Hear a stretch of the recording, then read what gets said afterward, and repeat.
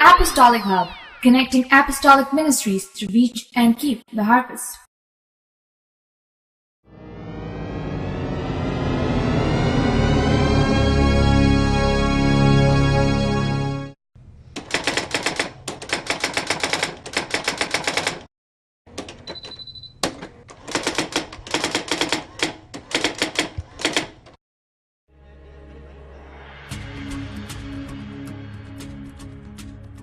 See, I was one of the youth leaders in the cell group in the Methodist Church for 4 years.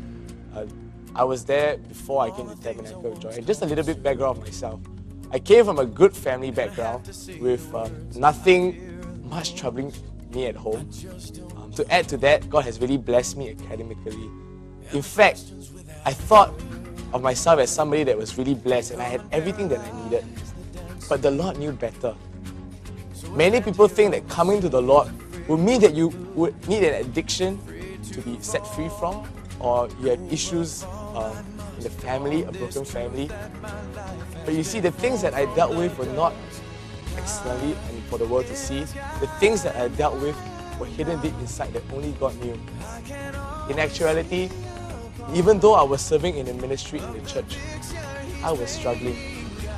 You see, it's one thing to be proficient in the ministry, but I was struggling to feel the presence of God in my life.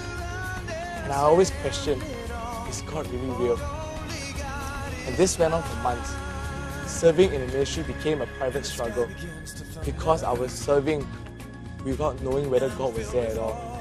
And I remember that I was in a youth camp and I went on my knees and I was crying in the carpet. I cried out, God, please reveal yourself to me. Don't go silent on me. Please tell me that you are real. Why are you hiding your face from me, Lord? And I even went to a close friend. I confessed and I said that, you know what? I don't think I feel God anymore. And this went on to the point where I told God, say, you know what, Lord? I had enough. I had enough with Christianity. I had enough with lying to myself. And I had the audacity to tell God, I give you 1 week, Lord. And if this 1 week you don't show up, I'm not going to stay in the church. I'm going to gradually leave the ministry. But the miracle of it all was this. In the middle of that 1 week, I met a lady. Her name was Samantha Koo. She was a sister in Tabernacle of Joy. In fact, I met her twice in that week. And on the second time that I met her, she whipped out this nice looking card that says CEJ. And in this card, I looked at the words and it's like, come encounter Jesus. And I knew then God answered my prayer.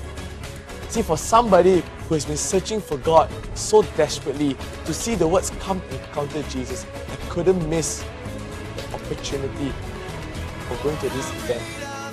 And as time went by, I went to come encounter Jesus. I came to the church. It was an awesome experience. Everyone was full of joy that I never felt in a church before. And before I knew it, in the middle of the preaching, while the Reverend was still talking mid-year, I felt something deep within me.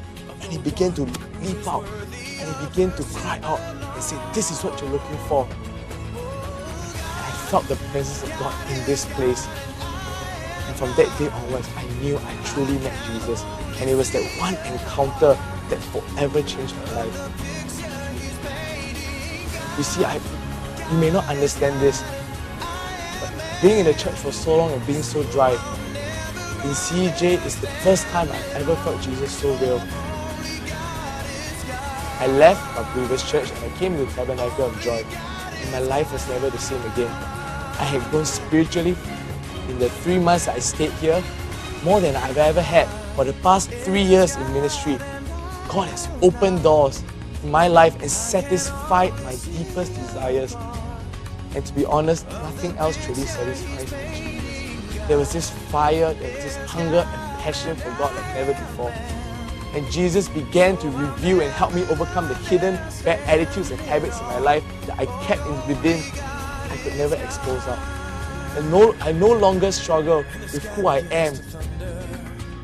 I no longer struggle with my identity of who I was in Christ. If I could sum up my conversion in one question somebody asked me, this person came to me and said, Sam, why did you come to TJ? What made you decide to stay in TJ? And I thought for a really long time. And I was trying to find an answer. But I came to that one conclusion. And I looked at him and said, because Jesus is here, that's why I'm here. There's no other reason why I'm a Tabernacle of Joy. It's because of Jesus.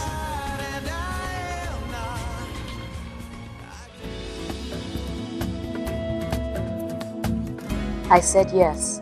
At 8 years of age, I didn't really understand the full impact of my decision to be baptized and to have a relationship with